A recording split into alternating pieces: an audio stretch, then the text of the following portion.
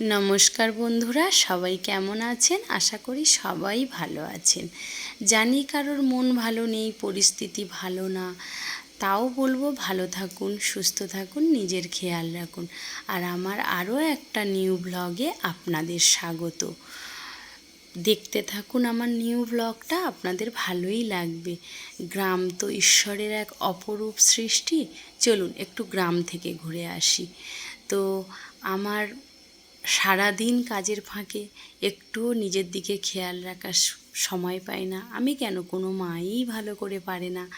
তো মেয়ে দুটো আজকে চেপে ধরেছে, বলছে তোমার হাত পা খালি, নেল পালিশ পরিয়ে দেবো। তো দুজনে একটু নেল পালিশ পরিয়ে দিল। আগে থেকেই রেডি হয়েছিলাম, তো তিনজনে রেডি হয়ে বেরিয়ে পড়লাম। আজকে আমার বাবার বাড়িতে যাব, একটু ক্যানিং থেকে অটো ধরবো, ধরে গোলাবাড়িতে যাব।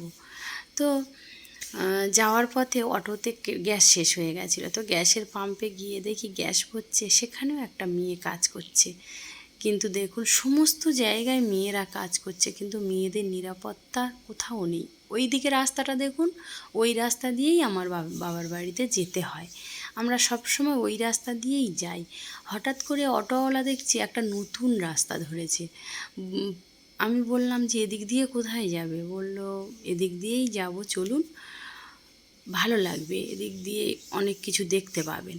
তো যেতে যেতে দেখছি প্রচুর মাটি জড়ো করা আছে। অটোওয়ালাকে জিজ্ঞাসা করলাম এগুলো কিসের মাটি? বলে ওগুলো দিয়ে ইট বানানো হয়, ইট ভাটার মাটি। আর ওই যে ঘরগুলো দেখছেন, ওগুলোতে ভাটায় যারা কাজ করে তারাই ওই ঘরগুলোতে থাকে। তো এগুলো নদীর চর, এখানে কত কষ্ট করে ইট ভাটাতে মানুষ কাজ করে। আর গরিবদের জীবন মানেই কষ্ট। ওই রাস্তাটা দিয়ে আসতে হয়। তো মেন রাস্তায় চলে আসলাম। এই যে দেখুন ঘন ঘন ইটভাটা, ওই যে এখানে ঘন ঘন ঘন ঘন ইটভাটা, কিন্তু ইটভাটায় কাজ করা খুব কষ্টের। আর গ্রাম তো এটা বললাম আগেই। ওই যেটা ওটা দেখছেন, ওটা অঞ্চল অফিস আমার মায়েদের। আর এইটা গোলাবাড়ির বাজার বলে। এই গোলাবাড়ির বাজারে সব কিছু পাওয়া যায়, তবে যেদিন হাটবার হয় সেদিন আরও বেশি মানে বাজার বসে। এই যে বাজার বসবে বলে আলু, পেঁয়াজ, শাক সবজি নিয়ে সব সাজাতে শুরু করে দিয়েছে।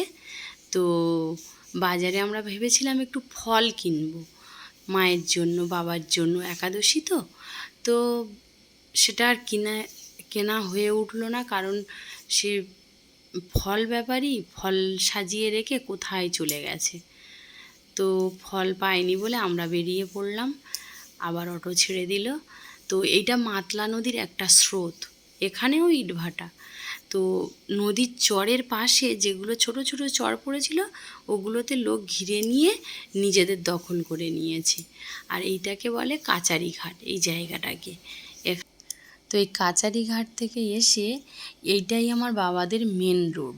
বাবাদের বলুন আর পাড়ার বলুন আর গ্রামের বলুন, এটাই মেন রোড। মেন রোডটা দেখে নিন, জীবনে কখনো আপনারা এমন মেন রোড দেখেননি। একদম ভিআইপি রোড, জীবনে কখনো দেখার সুযোগও পাবেন না, দেখে নিন। তো যাই হোক, যে যার কর্ম সেই তার করুক, আমাদের কর্ম আমরা করি।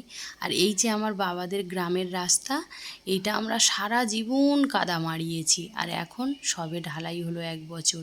আর এই যে তেঁতুল গাছটা দেখছেন, এইটা না ঢালাই রাস্তাটা হওয়ার সময় নাকি কাটবে বলেছিল। ওটা আমরা জ্ঞান থেকে দেখছি ওই তেঁতুল গাছটা। তো কোনো না কোনো বাধা এসে নাকি তেঁতুল গাছটাকে কাটতে পারেনি।